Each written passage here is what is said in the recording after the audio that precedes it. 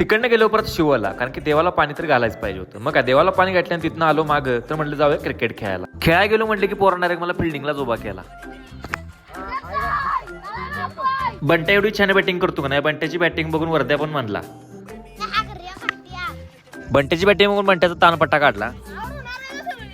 Comment करून सांगा की तुमच्या टीम मध्ये पण असा प्लेअर आहे का बघा, स्वतःच्या टीमला हरवाय बसलाय.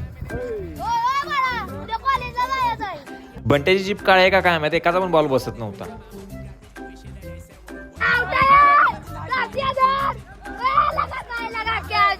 देवानं पण बंट्याची इच्छा पूर्ण केली बघा.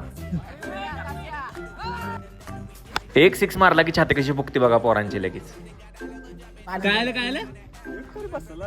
तिथनं गेलो परत फिल्डिंगला, तर बंट्याचं तोंड काय बंद नाही बघा.